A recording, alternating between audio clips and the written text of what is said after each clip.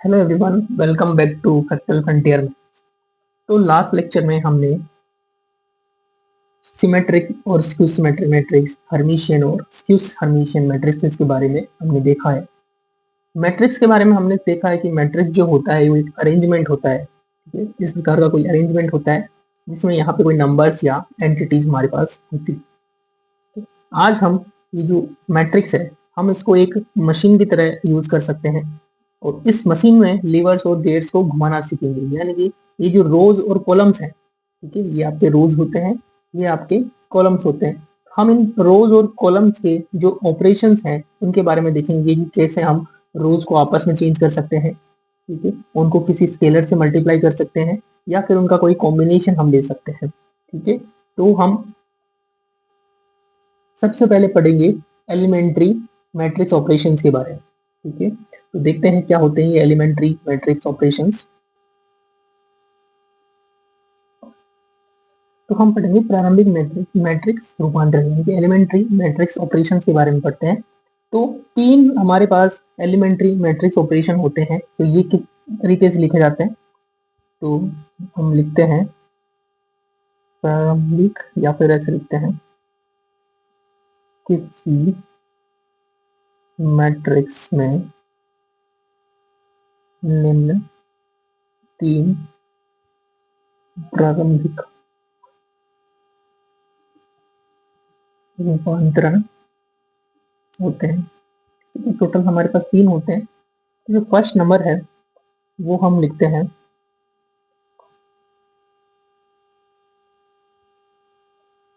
First number है दो पंक्तियों या फिर स्तंभों का आपस में बदलना। यानी कि अगर हम किन्हीं भी दो रो को, जैसे R1 को और R2 को आपस में चेंज कर दें, यानी कि जैसे ये मैट्रिक्स है, ये आपका R1 है, ये R2 है, तो हम नई मैट्रिक्स में क्या लिखें? पहले R2 लिख दें फिर R1 लिख दें, तो इसे हम कहते हैं दो पंक्तियों का आपस में बदलना। इसी प्रकार से हम दो स्तंभों को भी आपस में बदल सकते हैं। ठीक है, नेक्स्ट जो ऑपरेशन है वो है आपका किसी पंक्ति या स्तंभ के अवयवों को किसी अशून्य, यानी कि नॉन जीरो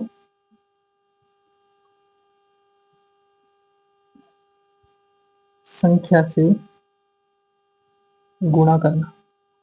ठीक है, तो किसी भी पंक्ति या स्तंभ को हम किसी अशून्य संख्या से गुणा कर सकते हैं। जीरो से गुणा नहीं करेंगे, जीरो के अलावा कोई भी संख्या है उससे हम उसको गुणा कर सकते हैं। तो ये आपका सेकंड एलिमेंट्री ऑपरेशन, द्वितीय प्रारंभिक रूपांतरण कहलाएगा। इसके बाद में जो थर्ड होता है, जैसे हम लास्ट भी कह सकते हैं, किसी पंक्ति या फिर हम स्तंभों की भी बात कर सकते हैं, यह स्तंभ के अवयवों में अन्य किसी पंक्ति या स्तंभ के अवयवों को किसी संख्या से गुणा करके संगत अवयवों में जोड़ना। ये थोड़ा हो सकता है आपको समझ में नहीं आए, अवयवों में जोड़ना, लेकिन इसको डिकोड करते हैं हम। तो मान लो कि आपके पास कोई पंक्ति है R1, तो हम क्या करेंगे? R1 में किसी अन्य पंक्ति, जैसे हमें मान लेता हूँ RI से, को ऐड करेंगे किसी नंबर से गुणा करके। ठीक है, R1 में हम ऐड कर सकते हैं किसी भी पंक्ति को किसी एलिमेंट से गुणा करके। ठीक है, तो अगर इसमें यहाँ पर मैं जीरो भी ले सकता हूँ, कोई इशू नहीं, बट जीरो नहीं लेंगे क्योंकि उससे कोई प्रभाव नहीं पड़ेगा, R1 R1 की ही रह जाएगी। तो हम अशून्य संख्या से इसको गुणा करके ऐड करेंगे। तो ये तीन जो ऑपरेशन होते हैं इन्हें हम बोलते हैं प्रारंभिक रूपांतरण। अगर केवल पंक्तियों में किए जाते हैं तो इनको कहते हैं प्रारंभिक पंक्ति रूपांतरण, और अगर केवल स्तंभों में किए जाते हैं तो इन्हें बोलते हैं प्रारंभिक स्तंभ रूपांतरण।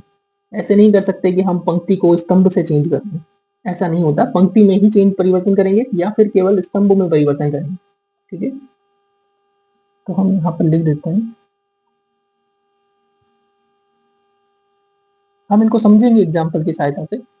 तो पहले हम ये कोई इंपॉर्टेंट चीज जो है कि कई बार आपके साथ ये लिखा हुआ आ जाएगा कि पंक्ति प्रारंभिक पंक्ति रूपांतरण किसे कहते हैं। ठीक है, यदि प्रारंभिक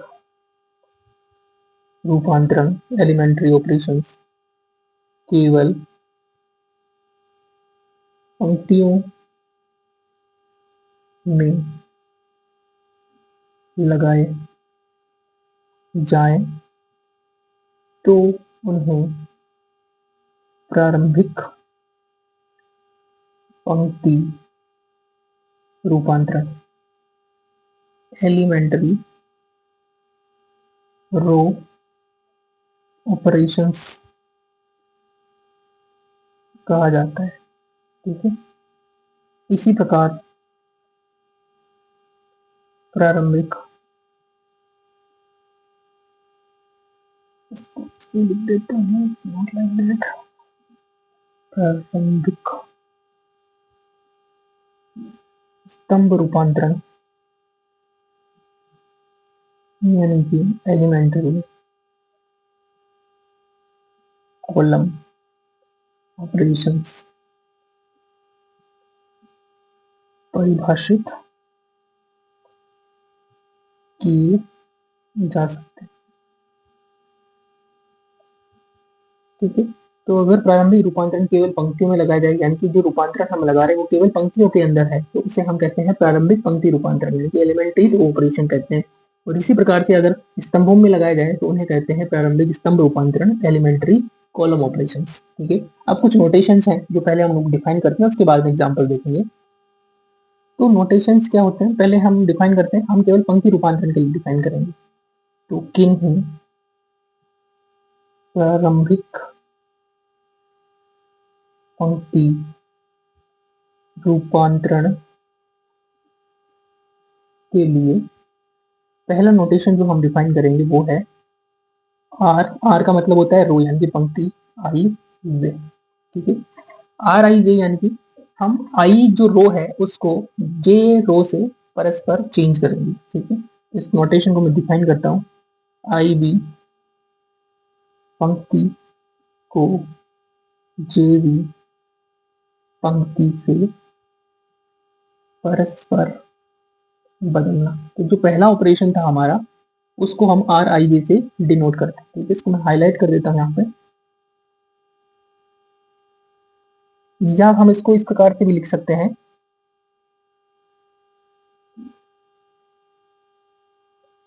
इसको मैं अर्थात करके लिखता हूं, अर्थात जो आर आई जो आईएथ रो है, यानी कि आर भी पंक्ति है, आई भी पंक्ति, उसको हम चेंज कर देंगे जे बी पंक्ति से। ठीक है, सेकंड जो नोटेशन है आपका वो होगा आर आई के। ठीक है, हम क्या करेंगे, जो आई भी पंक्ति है उसको किसी कांस्टेंट के से मल्टीप्लाई कर देंगे। तो आई भी पंक्ति को किसी अशून्य अचर के से गुणा करना। अर्थात हम इसको इस प्रकार से भी लिख सकते हैं, नोटेशन तो यही रहेगा, बस समझने के लिए मैं लिख रहा हूँ कि आई जो है उसको चेंज कर देंगे के इंटू आर आई से, यानी कि आर आई भी पंक्ति जो है उसके सभी अवयवों को हम कांस्टेंट के से मल्टीप्लाई कर देंगे। तो हाईलाइट कर देता हूं मैं। नेक्स्ट जो नोटेशन है थर्ड एलिमेंट्री ऑपरेशन के लिए वो है R I J comma R I J के। इसका क्या मतलब हो गया, इसका मतलब हो गया कि आई बी पंक्ति को जे बी पंक्ति, मैं लिख सकता हूँ आई बी पंक्ति में जे बी पंक्ति को के से गुणा करके जोड़ना। अर्थात जो आर आई है उसको बदल देंगे हम आर आई प्लस के इंटू आर जी। एक तरीके से हमने क्या किया, इन दोनों ऑपरेशन को एक साथ लिख लिए। ऑपरेशन नंबर फर्स्ट और ऑपरेशन नंबर सेकंड, दोनों को कंबाइन किया तो हमें मिल गया ऑपरेशन नंबर थर्ड। ठीक है, तो इसको हम हाईलाइट कर देते हैं। ठीक है, तो हम ये नोटेशंस का प्रयोग करेंगे कि इस प्रकार से आपका आर आई को आर जे से रिप्लेस कर सकते हैं। तो आर आई जे, आर आई के और एक आर आई जे ब्रैकेट में के, तो के जहां ब्रैकेट में, इसका मतलब उसको के से मल्टीप्लाई करेंगे। ठीक है, तो इसी प्रकार से हम क्या निकाल सकते हैं, तो इसको ऐसे लिख देता हूं, इसी प्रकार से स्तंभ रूपांतरण, स्तंभ रूपांतरण सी आई जी, सी आई की और सी आई जे की परिभाषित किए जा सकते हैं, परिभाषित किए जा सकते हैं। ठीक है, तो रो के लिए हम आर का प्रयोग करेंगे, क्योंकि रो को जो पंक्ति होती है उसको इंग्लिश में लिखते हैं रो, आर ओ डब्ल्यू। इसी प्रकार से जो स्तंभ होता है उसके लिए हम सी का प्रयोग करेंगे, तो सी जो है stand for column, C O L U M N. ठीक है, अब हम देखते हैं, पहले एग्जाम्पल देखते हैं हम, उसके बाद में एप्लीकेशन देखेंगे। तो पहले एग्जाम्पल हम लिख लेते हैं, एग्जाम्पल।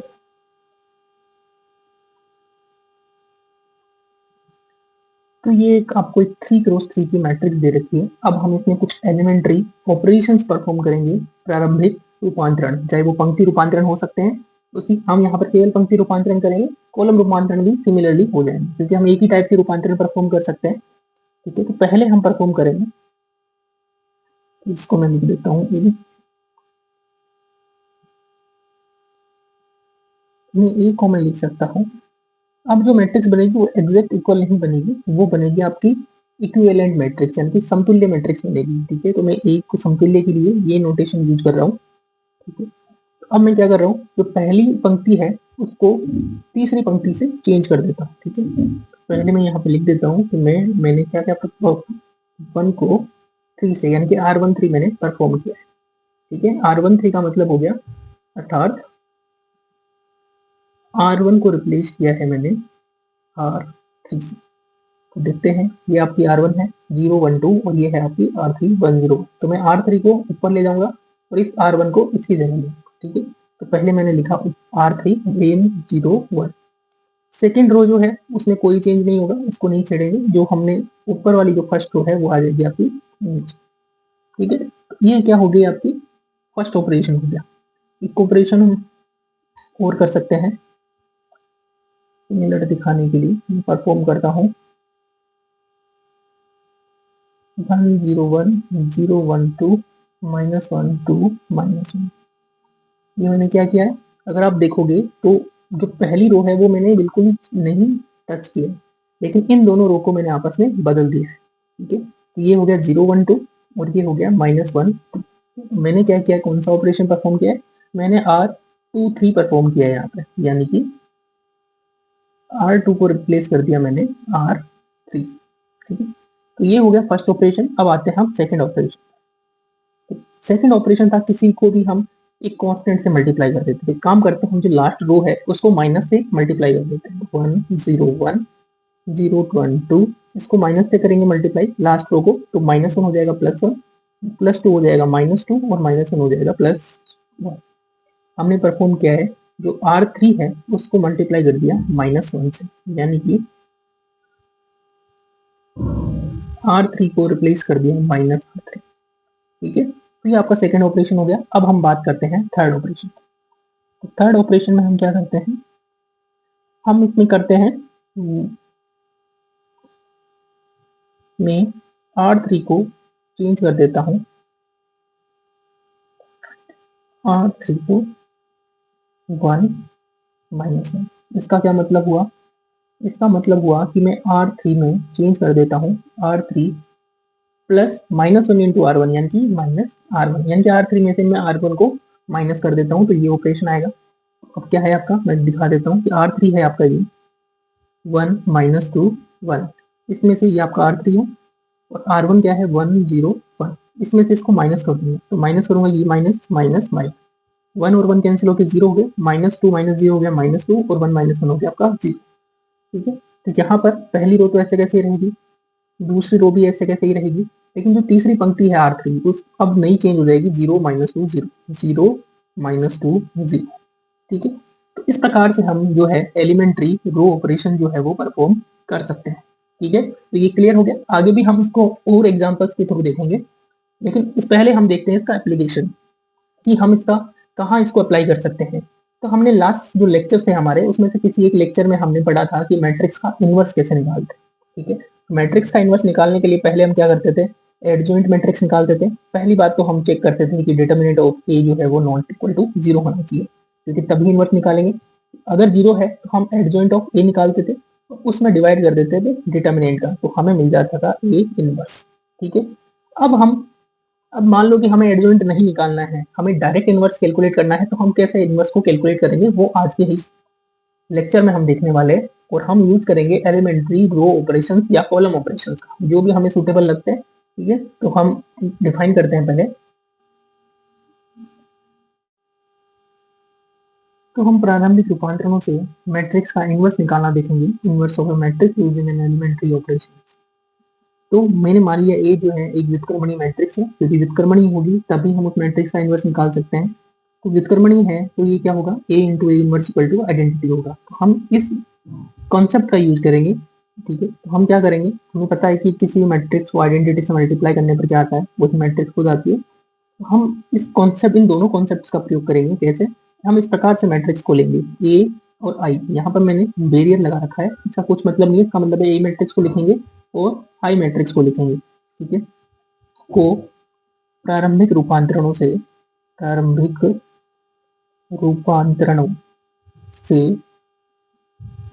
आई और इनवर्स में परिवर्तित करेंगे। यानी कि ये जो हमारे पास ये मैट्रिक्स बनेगी, ठीक है, इसको हम चेंज कर देंगे इस मैट्रिक्स में, और जो यहाँ आइडेंटिटी मैट्रिक्स बन जाएगी, यानी कि इस ए को मुझे चेंज करना है,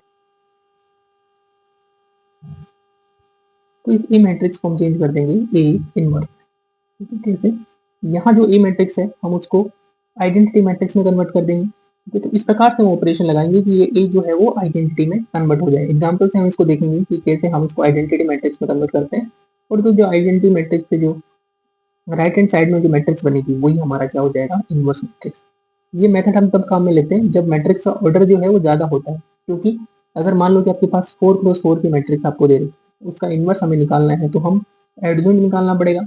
एडजॉइंट निकालना इसके लिए बहुत ज्यादा टफ हो जाएगा, क्योंकि हर एक एलिमेंट के लिए आपको 3x3 के डिटर्मिनेंट निकालने पड़ेंगे, जो कि अपने आप में एक बड़ी प्रॉब्लम है। तो हम जो प्रारंभिक रूपांतरण होते हैं उससे हम इजीली इनवर्स को कैलकुलेट कर सकते हैं। ठीक है, तो हम देखते हैं एक एग्जांपल से इसको। तो आपके पास ये एक ए मैट्रिक्स दे रखी है, हमें इसका निकालना है इनवर्स। इनवर्स कैसे निकालेंगे, तो इसके लिए हम देखते हैं इसको। तो हम कंसिडर, हम इस प्रकार से लेते हैं ए इक्वल टू आपका ये मैट्रिक्स है, तो हम इसको ए आई इस प्रकार से एक मैट्रिक्स लेते हैं। ये कैसे बनेगी, पहले तो हम ए को लिख लेते हैं, तो 3 2 0 0 0 1 2 -2 1, ऐसे एक बैरियर लगा देते हैं हम। ठीक है, आप इसे लाइन भी खींच सकते हो, और फिर लिखेंगे आइडेंटिटी मैट्रिक्स 1 0 0 0 1 0 0 0 1। अब हमें क्या करना है, हमें इन पर ऐसा एलिमेंट्री ऑपरेशन लगाना है कि ये जो है आइडेंटिटी मैट्रिक्स में चेंज हो जाए। ठीक है, तो अब देखो इसको आइडेंटिटी मैट्रिक्स में कैसे चेंज करेंगे, पहले एक काम करते हैं, इसमें रो स्वैपिंग कर देते हैं, इसको हम इसमें चेंज कर देते हैं, इसको हम इसमें चेंज कर देते हैं। कैसे, उससे क्या होगा कि 2 बनेगा, 2 में 2 को डिवाइड करेंगे तो ये आपका 1 बन जाएगा। ठीक है, आप कोई और भी ऑपरेशन ले सकते हो, कोई इश्यू नहीं है। हम इसको इसी प्रकार से, वैसे इक्विवेलेंट होता है, हम इसको इक्वल में लेके चल रहे हैं, क्योंकि हमें केवल इनवर्स को फाइंड आउट करना है। तो हम क्या करते हैं कि जो फर्स्ट और सेकंड रो है उनको आपस में चेंज कर देते हैं। तो ये आपका सेकंड रो है, पूरा कंप्लीट चेंज होगा, केवल ये चेंज नहीं होगा। इसको हम ऊपर लिख देते हैं, तो ये हो जाएगा 2 0 -2 0 1 0।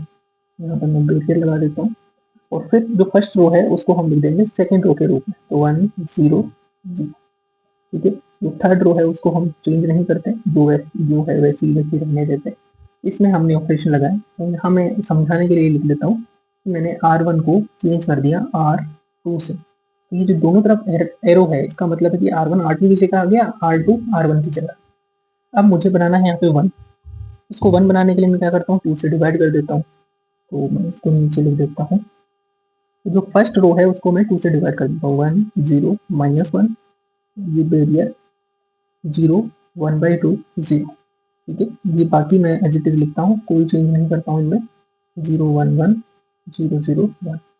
क्या किया मैंने किया कि जो R1 है उसको चेंज कर दिया 1/2 R1 से। यानी कि किसी भी रो को हम किसी कांस्टेंट से मल्टीप्लाई कर सकते हैं, तो मैंने इसको 1/2 से मल्टीप्लाई कर दिया। अब ये 1 हो गया, ये 0 हो गया, इसको भी 0 करना है। ठीक है, तो इसको 0 कैसे करेंगे? इसको 0 करने के लिए हम क्या करते हैं, ऐसे तो डायरेक्ट 0 होगा नहीं, लेकिन हम एक एलिमिनेशन प्रोसेस होता है, आगे आगे उसको डिटेल में डिस्कस करेंगे, जिसे बोलते हैं गॉस जॉर्डन एलिमिनेशन। इसमें क्या करते हैं, जो पहला अवयव है वो 1 रहेगा, तो हम जो आइडेंटिटी बनाएंगे वो इस तरफ से बनाएंगे, यानी कि कॉलम को आइडेंटिटी बनाएंगे। ठीक है, तो ये 1 हो गया, इसके बाद में 0 आना चाहिए, फिर 0 आना चाहिए। तो यहाँ पे पहले से 0 है, तो उसको पहले मैं चेंज कर देता हूँ। तो मैं इसको ऐसे प्रकार से चेंज करता हूँ, यानी कि पहले कॉलम को बनाएंगे, रो को बाद में करेंगे। तो पहली रो को मैं कोई चेंज नहीं कर रहा हूँ, दूसरी और तीसरी रो को आपस में चेंज कर देता हूँ। ये हो जाएगा 3 0 2, इन दोनों को भी चेंज कर दूँ, 0 0 1 1 0 0। मैंने क्या किया, मैंने R2 और R3 को आपस में चेंज कर दिया। ठीक है, इसके बाद में हम क्या करते हैं, ये आपका देखो 1 बन गया, ये 0 बन गया, इसको 0 बनाना है। इसको 0 कैसे बनाएंगे, इसमें से मैं इसको 3 से मल्टीप्लाई करके माइनस कर दूंगा। ठीक है, तो इसको 3 को 0 बनाना है इसकी सहायता से। जो भी 0 बनाएंगे हम इसी एलिमेंट की सहायता से बनाएंगे, इसके नीचे के सभी 0 हम इस एलिमेंट की सहायता से बनाएंगे। ये तो 0 है पहले से, इसको चेंज नहीं करेंगे, इस 3 को 0 बनाते हैं। तो मैं क्या करता हूँ, यहाँ से इसको वापस लिख देता हूँ, मैं R3 को चेंज करता हूँ, R3 -3 R1 से। तो पहले मैं समझाने के लिए लिख देता हूँ 3 0 2 1 0 0। ठीक है, जो रो है उसको लिख लिया, और फिर जो फर्स्ट रो है उसको 3 से मल्टीप्लाई किया, 3 0 -3 0 3/2 और 0। अब मैं इसको माइनस कर देता हूँ। तो माइनस मैंने किया तो 3 से 3 कैंसिल हो गया, 0 0 -0 0 2 -3 यहाँ प्लस हो जाएगा, क्योंकि माइनस कर रहे हैं, यहाँ माइनस यहाँ माइनस यहाँ माइनस, ये 5 हो जाएगा, ये 1 हो जाएगा, ये -3 हो जाएगा, 3/2 0। तो ये सेम चीज हम लिख देंगे R3 में। ठीक है, बाकी कोई चेंज नहीं करेंगे। तो 1 0 -1 0 1/2 0 0 1 1 0 0 1, और ये जो आया है हमारे पास इसको लिख देंगे नीचे। तो 0 0 5 1 -3/2 और 0। ठीक है, इस प्रकार से हमें इसको चेंज करना है। अब देखो यहाँ पे ये 1 0 0 बन गया, ये 0 1 0 बन गया, इसमें हमें मेहनत करने की जरूरत नहीं पड़ी क्योंकि पहले से ही बन रहा है। अब इसको बनाएंगे 0। ठीक है, इसको बनाएंगे, तो पहले काम करते हैं हम इसकी सहायता से। ठीक है, इस रो की सहायता से हम इसको 0 बना देते हैं। ठीक है, या फिर हम एक काम भी कर सकते हैं कि इसको पहले 0 बना दें, लेकिन हम इस प्रकार से करेंगे। तो रो वाइज 0 बनाएंगे, ये ठीक है, इसको करेंगे। आप कैसे भी ऑपरेशन लगा सकते हो, कोई इश्यू नहीं है। इसको मैं क्या करता हूँ, इसको 1 बनाना है मुझे पहले, तो इसको 1 बना देता हूँ। कैसे, इसको 5 से डिवाइड कर। ठीक है, ताकि ये ऊपर वाला 0 आसानी से बन जाएगा हमारा। 0 1/2 0 0 1 1 0 0 1, और इसको 5 से डिवाइड कर दिया, 0 0 1 1/5 -3/10 और 0। ठीक है, तो मैंने R3 को रिप्लेस कर दिया 1/5 R3 से। यहाँ पे लगा देता हूँ इसको। अब ये तो ठीक है, इन दोनों को 0 बनाना है हमें, तो मैं पहले R1 में R3 को ऐड कर दूंगा। ठीक है, दोनों एक साथ कर सकता हूँ मैं वैसे, तो पहले मैं लिख देता हूँ। देखो मैं R1 में मैंने ऐड किया R3, और R2 में मैंने माइनस किया R3, क्योंकि -1 को 1 0 बनाना है तो दोनों को ऐड कर देंगे, और 1 को 0 बनाना है तो माइनस कर देंगे। इससे क्या होगा, इन दोनों को ऐड करते हैं। जो फर्स्ट रो है उसमें हम ऐड करेंगे थर्ड रो को। ठीक है, तो 1 में 0 को ऐड करेंगे, तो ये हो जाएगा आपका 1। 0 में 0 को ऐड करेंगे तो 0, और -1 में 1 को ऐड करेंगे तो 0। इसी प्रकार से यहाँ ऐड करते हैं। 0 में 1/5 ऐड किया तो 1/5, 1/2 और -3/10 को हमने ऐड किया, तो ये हो जाएगा 2/10। ठीक है, और 0 में 0 को ऐड किया तो 0। इसी प्रकार से R2 में से R3 को माइनस करेंगे। ठीक है, यहाँ पे मैंने R1 लिखा है, उसको R2 करते हैं। R2 में से मैं R3 को माइनस करता हूँ, तो 0 में से 0 को माइनस किया तो 0, 1 में से 0 को माइनस किया तो 1, 1 में से 1 को माइनस किया 0, 0 में से 1/5 को माइनस किया तो -1/5, और 0 में से -3/10 को माइनस किया तो प्लस का 3/10, 1 में से 0 को माइनस किया तो 1। अब बात करते हैं लास्ट रो की। लास्ट रो को हम एज इट इज लिखते हैं, उसमें कोई परिवर्तन हम नहीं करते। तो ये हमारे पास जो आ जाएगा। अब जो भी आपको जो मैट्रिक्स मिली है वो इस प्रकार से मिली है, आई और ए इनवर्स। हमने शुरू किया था ए और आई से, उसको हमने कन्वर्ट कर दिया आई और ए इनवर्स में। ठीक है, तो अतः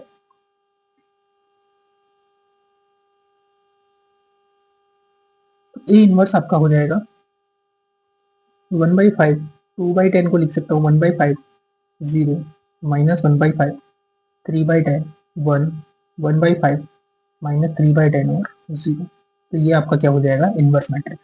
ठीक है, तो अब इसी प्रकार से किसी भी मैट्रिक्स का जो है आप इनवर्स कैलकुलेट कर सकते हो। तो अब हम एक इम्पोर्टेंट कॉन्सेप्ट जिसे कहते हैं उप मैट्रिक्स यानी कि सब मैट्रिक्स का कॉन्सेप्ट देखेंगे। तो जैसे कि नाम से पता चलता है कि कोई मैट्रिक्स है, उसमें से कोई अगर हम उसी में से एक छोटी मैट्रिक्स हम लेते हैं तो उसे हम कहते हैं सब मैट्रिक्स। तो इसे डिफाइन करते हैं हम। तो किसी मैट्रिक्स ए की कुछ पंक्तियों यानी कि रोज तथा कुछ स्तंभों यानी कि कॉलम्स को हटाने से प्राप्त मैट्रिक्स ए की उप मैट्रिक्स यानी कि सब मैट्रिक्स कहलाती। ठीक है, तो जैसा कि हमने देखा था कि कोई भी मैट्रिक्स है उसमें से हम कुछ पंक्तियों को हटा देंगे, कुछ स्तंभों को हटा देंगे, फिर जो भी मैट्रिक्स मिलेगी हमें उसे हम ए की उप मैट्रिक्स कहेंगे। तो ए की बहुत सारी उप मैट्रिक्स हो सकती है। ठीक है, हो सकता है हम एक रो एक कॉलम हटाएं, उसके भी बहुत सारे तरीके हो सकते हैं। दो कॉलम एक रो हटाएं या एक कॉलम दो रो हटाएं, तो इस प्रकार से हमें बहुत सारी उप मैट्रिक्स सब मैट्रिक्स हमें मिलेगी। तो जैसे कि हम पहले तो एग्जाम्पल ले लेते हैं। तो एग्जाम्पल की जगह पहले जनरल ले लेते हैं। तो मान लेते हैं, माना ए जो है आपकी ए आई जे मैट्रिक्स है, जो इसकी कोटि है एम क्रॉस एन। ठीक है, अर्थात हम ए को कैसे लिख सकते हैं, जनरल फॉर्म में लिखते हैं ए इक्वल टू आपकी एम क्रॉस एन मैट्रिक्स है, जिसके एलिमेंट है A11, A12, A13, ऐसे करके A1n, A21, A22, A23 and so on A2n। इसी प्रकार से आपका लास्ट रो हो जाएगा AM1, AM2 and so on AM। Sorry, this will be M2 and ये हो जाएगा आपका AMN। ये इस प्रकार से आपकी M क्रॉस N मैट्रिक्स। हम मान लो मैं मान लो कि इसकी पहली रो को हटा देता हूं, तो मैंने ये पहली रो हटा दी। ठीक है, और ये पहला कॉलम हटा दिया। इस प्रकार से एक मैट्रिक्स मिलेगी, तो ये क्या कहलाएगी, इसकी सब मैट्रिक्स कहलाएगी। तो मैं इसको इस प्रकार से हाईलाइट कर देता हूँ। ये जो मैट्रिक्स हमें मिलेगी ये क्या कहलाएगी, ए की उप मैट्रिक्स कहलाएगी। ठीक है, इसे वापस रिस्टोर करते हैं। अब मान लो कि मैंने जो है दूसरा कॉलम हटा दिया।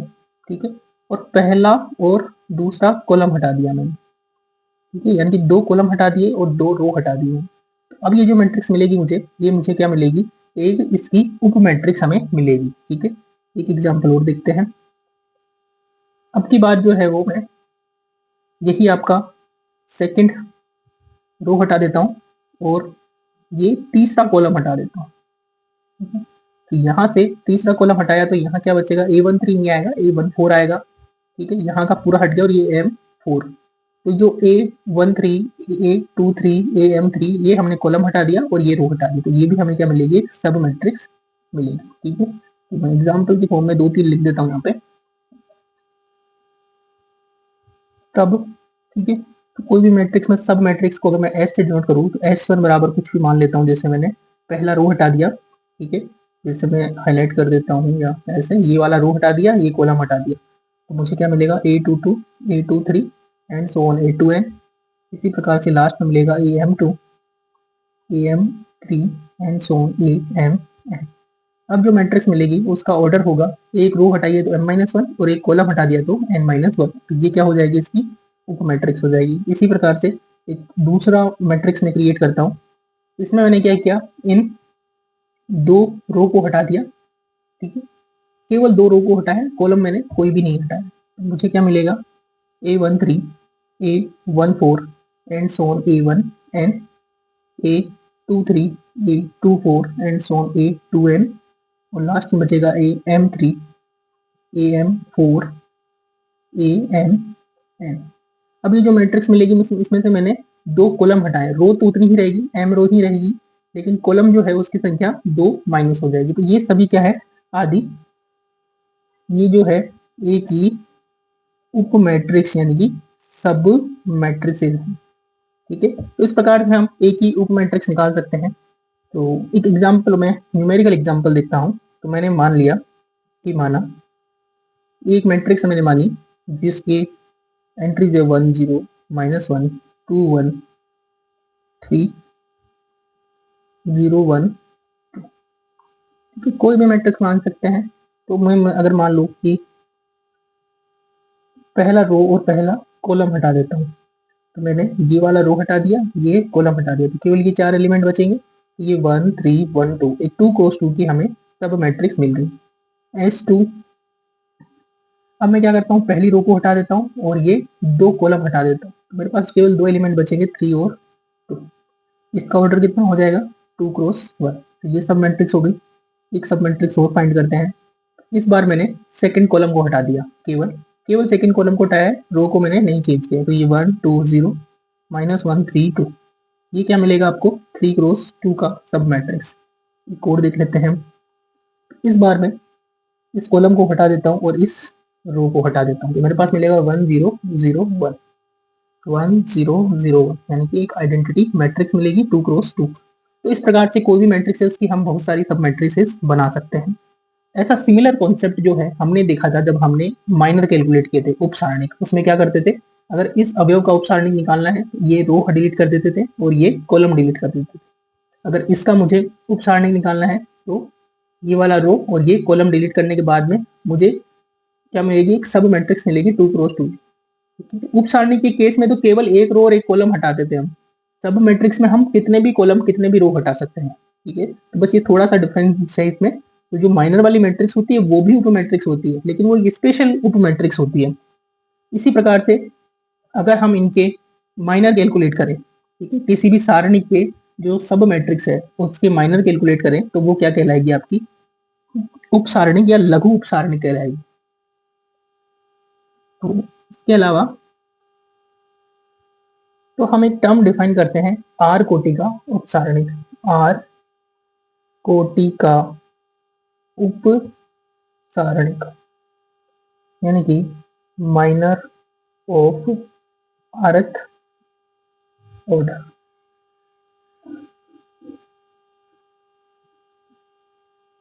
तो मैंने माना कि ए जो है m क्रॉस n की एक मैट्रिक्स है और r एक नंबर माना जो कि लेस देन इक्वल टू है मिनिमम m n से।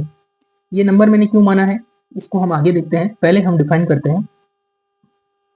तब मैट्रिक्स ए से, ठीक है, तो मैट्रिक्स ए से आर पंक्ति तथा आर नहीं करेंगे, आर की कोटि का तो बनाना है हमें, m माइनस आर पंक्ति तथा n minus R column, n minus R स्तंभ हटाने पर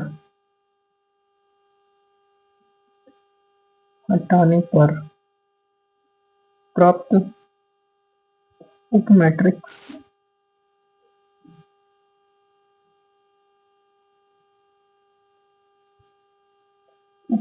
का जो सारणिक है ए का आर कोटि का उप सारणिक कहलाता है।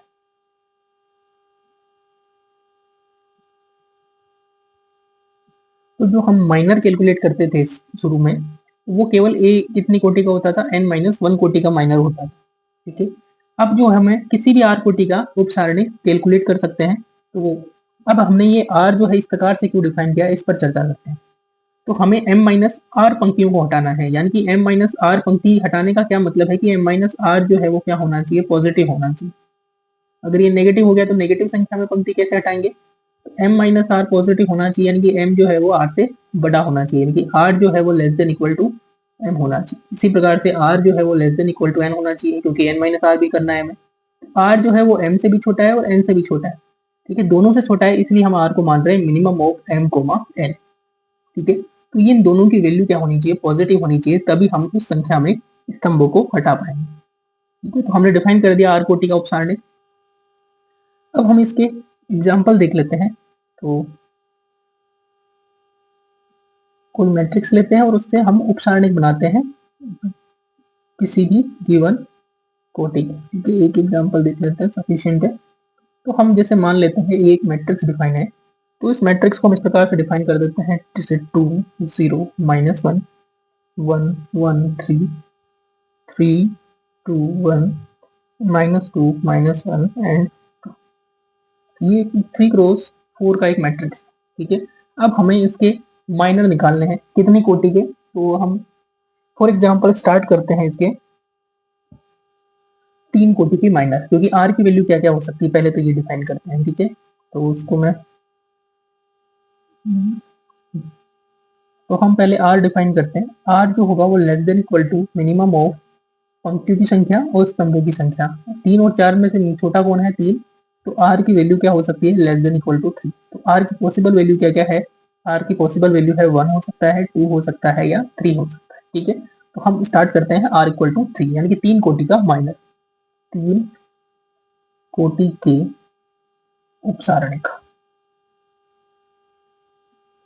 तो 3 कोटि के उपसारणिक का क्या मतलब हो गया कि हम इसमें से m minus three, M minus R क्या होगा, 3 माइनस थ्री यानी कि 0, यानी कि इसमें से कोई रो नहीं हटानी है हमने, पंक्ति नहीं हटाएंगे, लेकिन 4 माइनस थ्री यानी कि 1 कॉलम हटाएंगे। ठीक है, पंक्ति हमें इसकी नहीं हटानी है, बस केवल कॉलम हटाना है। तो कॉलम को कौन सा हटा सकते हैं हम, पहला कॉलम हटा सकते हैं, नहीं तो दूसरा हटा सकते हैं, नहीं तो तीसरा हटा सकते हैं, नहीं तो चौथा हटा सकते हैं। तो हमारे पास 4 ऑप्शन है कि हम C1 C2 C3 C4 में से किसी भी एक कॉलम को यहाँ से हटा सकते हैं, और उससे जो माइनर मिलेगा वो हमें क्या होगा, 3 कोटि का उपसारणिक। तो फॉर एग्जाम्पल मैं यहाँ से ये पहला कॉलम हटा देता हूँ। पहला कॉलम मैंने हटा दिया, मान लो है ही नहीं यहाँ पे, तो केवल ये मैट्रिक्स मिलेगी और इसका सारणी क्या, एक 3 क्रॉस 3 का सारणी होगा। तो जस्ट मैंने यहाँ पे नोट किया है 1 1 3 3 2 1 -2 -1 2 -1 -2 और 2 -2 और -2 -1 +2 -2 -1 एंड +2। ठीक है, ये एक उपसारणिक हो गया। नेक्स्ट उपसारणिक डिफाइन करते हैं हम। अब की बार इसमें से मैं सेकंड कॉलम को हटा देता हूँ। सेकंड कॉलम को हटाया तो ये 3 कॉलम बचेंगे, तो 2 0 -1 2 0 -1 3 2 1 -2 -1 +2। ठीक है, इसके बाद में तीसरा ऑप्शन ये हो सकता है कि हम थर्ड कॉलम को हटा दें। थर्ड कॉलम को हटाएंगे तो ये 2 और ये लास्ट कॉलम बचेगा, इसका सारणिक बनेगा हमारे पास। ठीक है, इसका सारणिक हमारे पास बचेगा 1 1 3 2 0 -1 -2 -1 +2। ठीक है, इसके अलावा एक ऑप्शन और है हमारे पास, वो क्या है कि हम फोर्थ कॉलम को हटा सकते हैं। तो देखते हैं, देखिए फोर्थ कॉलम को हटाने पर क्या बनता है। तो अगर मैं फोर्थ कॉलम को हटाऊं तो मेरे पास ये बचेगा। ठीक है, तो लिख देते हैं इसको 1 1 3 2 0 -1 एंड 3 2 1। ठीक है, मैं थोड़ा सा मैंने उल्टा लिख दिया इसको, 2 0 -1 1 1 3। ठीक है, तो ये टोटल कितनी संख्या में होंगी, 4 जो है हमारे पास क्या होंगे, उपसारणिक होंगे। अब बात करते हैं हम 2 कोटि के उपसारणिकों की। 2 कोटि के उपसारणिक, तो 2 कोटि के उपसारणिक कैसे मिलेंगे, तो मैं पहले लिख देता हूँ, ए में से m कितना है 3, 3 माइनस 2 यानी कि 1 पंक्ति तथा 4 माइनस 2 यानी कि 2 स्तंभ हटाने पर प्राप्त मैट्रिक्स, प्राप्त उप मैट्रिक्स लिख देते हैं। तो प्राप्त उप मैट्रिक्स के सारणिक कितने बनेंगे? तो इस बार हमें एक रो हटानी है और 2 कॉलम हटाने हैं, ठीक है। तो रो कितनी हटा सकते हैं हम? 1 2 3, 3 में से 3 चॉइस है हमारे पास रो हटाने की, तो R1 हटा सकते हैं या R2 हटा सकते हैं या R3 हटा सकते हैं। और कॉलम, कॉलम हम इन 4 में से 2 हटा सकते हैं। तो कुल कितने कॉम्बिनेशन बनेंगे? 3 रो में से 1 हटाने के तरीके 3C1 और 4 कॉलम में से 2 हटाने के तरीके 4C2, ठीक है। तो टोटल हमारे पास इतने कॉम्बिनेशन बन जाएंगे। 3C1 हो गया 3 और 4C2 हो गया 6, तो 3 इंटू 6 यानी कि कितना हो गया आपका? 18 कॉम्बिनेशन बनेंगे, ठीक है। कुछ मैं दिखा देता हूँ, जैसे कि ये बन गया कॉम्बिनेशन, ठीक है। या फिर आपको क्या करना है, इसमें से कोई भी आप 2 क्रॉस 2 की मैट्रिक्स उठा लो। जैसे ये उठा लिया आपने, ये उठा लिया आपने, ये उठा लिया आपने, ये ले लिया आपने, ये ले लिया आपने, ये ले लिया आपने, ठीक है। ऐसे बहुत सारी मैट्रिक्स ले सकते हैं। ये मैट्रिक्स आपने ले सकते हो, ये मैट्रिक्स आप ले सकते हो, ये मैट्रिक्स आप ले सकते हो, ठीक है। तो इस प्रकार से आप 2 क्रॉस 2 की बहुत सारी मैट्रिसेज आप ले सकते हैं। टोटल आपके पास 18 चॉइस बनेगी, ठीक है। हम इसमें से कुछ ही लिखेंगे, सारी तो नहीं लिखेंगे, सारे लिखने का कोई सेंस है नहीं। तो जैसे हमने मान लो कि ये वाली पहली रो हटा दी, ठीक है। अब हमसे ये बचा है, तो हम इसी में से सारे हम कैलकुलेट करेंगे। तो पहले मैं इसको कॉपी कर देता हूँ ताकि विजिबल हो जाए यहाँ पे ही। मैं यहाँ पे इसको पेस्ट कर देता हूँ। अब मैंने क्या किया है, इसमें से पहला कॉलम हटा दिया है, ठीक है। अब हमारे पास पहला रो हटा दिया है, अब कॉलम हमें 2 हटाना है। तो 2 कोई से भी हटा सकते हैं। मान लो कि ये 2 कॉलम हमने हटा दिए, ये 2 हटा दिए, तो हमारे पास ये मैट्रिक्स बनेगी 2 1 माइनस 1 2। तो 2 माइनस 1 1 एंड, ठीक है। इसके बाद में अगर मान लो मैं ये दोनों कॉलम हटाता हूँ, तो मुझे मिलेगा 0 माइनस 1 माइनस 1 2। तो 0 माइनस 1 माइनस 1 2। इसके अलावा मान लो कि मैंने ये 2 कॉलम हटा दिए, तो मेरे पास ये बचेगा। तो 0 1 माइनस 1, ठीक है। एक और निकाल लेते हैं। तो चलो मान लो कि ये मैंने ये कॉलम हटा दिया और ये कॉलम हटा दिया, तो क्या मिलेगा? 1 3 माइनस 1, ठीक है, आधे। तो इस प्रकार से हम 2 क्रॉस 2 के जो सारणिक है, उप सारणिक, वो हम निकाल सकते हैं। अब बात करते हैं एक कोटि के उप सारणिक।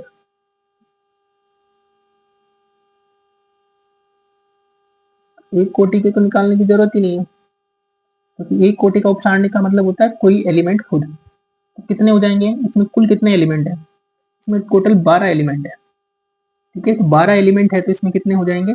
12 के 12 हमारे पास उपसारणिक बन जाएंगे। तो कोई भी एलिमेंट ले लेंगे और वो उसका क्या हो जाएगा? उपसारणिक। तो हम सभी को लिख देते हैं, कॉपी कर दी मैं इसको, then I will paste here and then do. बस वैल्यू मैं इनपुट कर देता हूँ। तो 2 1 2 1 3 माइनस 2 0 1 2 माइनस 1 माइनस 1 3 1 2। तो ये टोटल कितने सारणिक हो जाएंगे? 12।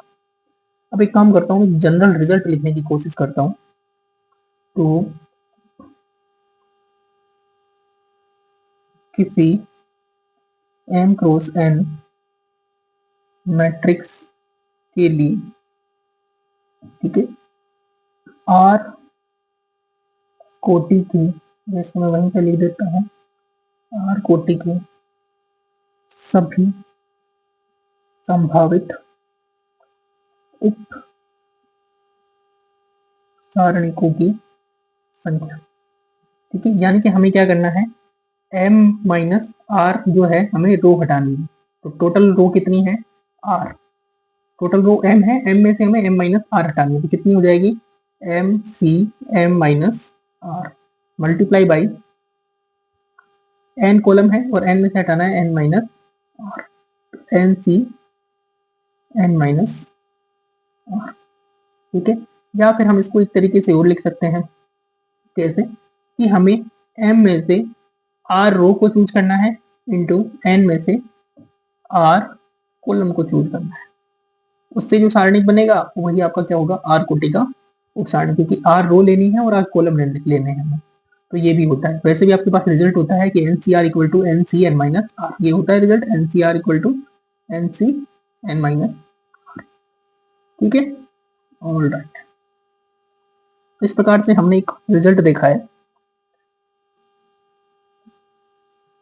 तो हम एक एप्लीकेशन देखते हैं, ये जो हमने एलिमेंट्री रो ऑपरेशन पढ़े इनके क्या एप्लीकेशन होते हैं।